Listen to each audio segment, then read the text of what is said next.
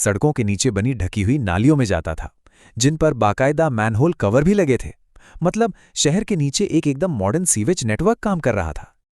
और ये साइज सुनिए, 12 बाय 7 मीटर। ये मोहनजोदड़ो में मिला विशाल स्नानागार है। आप इसे उनका अपना पब्लिक स्विमिंग पूल कह सकते हैं। और पानी ना रिसे, इसके लिए इसे ईंटों और डामर यानी बिटुमिन से पूरी तरह वाटरप्रूफ बनाया गया था। स्वच्छ पानी के लिए इनकी मेहनत चौंकाने वाली है। अकेले मोहनजोदाड़ो में ही 700 से ज्यादा कुएं मिले हैं। और गुजरात के धौलावीरा में तो चट्टानों को काटकर 33 मीटर लंबा एक विशाल रेन वाटर हार्वेस्टिंग टैंक बनाया गया था। पानी की एक एक बूंद कैसे बचानी है, ये कला इन्हें बखूबी आती थी। अब जरा इंजीनियरिंग से बाहर निकलकर देखते हैं कि आम इंसान की रोजमर्रा की जिंदगी कैसी थी। खेती के मामले में ये लोग पायोनियर थे। बनावली में मिले मिट्टी के हल बताते हैं कि उनकी तकनीक कितनी एडवांस्ड थी। गेहूं, जौ और दालों के अलावा क्या आपको पता है, यूरेशिया में कपास यानी कॉटन उगाने वाले ये सबसे पहले लोग थे। इसी सरप्लस अनाज और कॉटन ने इंटरनेशनल ट्रेड के रास्ते खोल दिए। उनका व्यापार सिर्फ अपने देश तक सीमित नहीं था।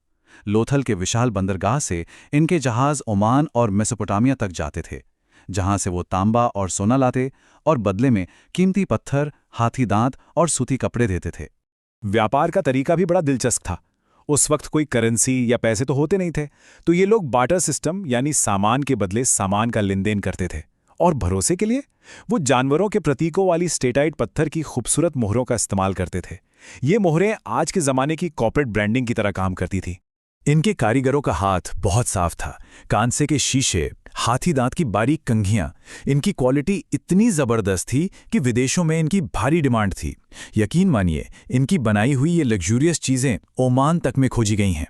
खुदाई में हमें कुछ बेहद खास और मशहूर चीजें भी मिली हैं। पत्थर से बनी वो पुरोहित राजा की मूर्ति, कांसे की डांसिंग गर्ल और हाथ जोड़कर नमस्ते करती हुई मिट्टी की मूर्तियां, ये सब हमें उनकी कला, उनके फैशन और उनके स्वागत करने के तौर तरीकों की एक बहुत ही प्यारी सी मानवीय झलक दिखाती हैं। लेकिन फिर सदियों की इस समृद्धि के बाद कुछ ऐसा हुआ जिसने सब बदल दिया।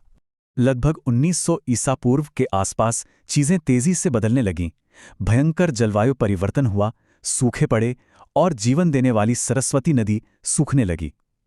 इन सब प्राकृतिक आपदाओं ने इन स्मार्ट सिटी के निवासियों को अपने शानदार शहरों को छोड़कर धीरे धीरे वापस ग्रामीण जीवन की तरफ लौटने पर मजबूर कर दिया। पर इन सब के बीच सबसे बड़ा रहस्य कुछ और ही है। खुदाई में हजारों कलाकृतियां मिली, लेकिन हथियार बिल्कुल न के बराबर। इतने बड़े इलाके में फैली ये सभ्यता बिना किसी युद्ध या लड़ाई झगड़े के अस्तित्व में रही, इसका कोई ठोस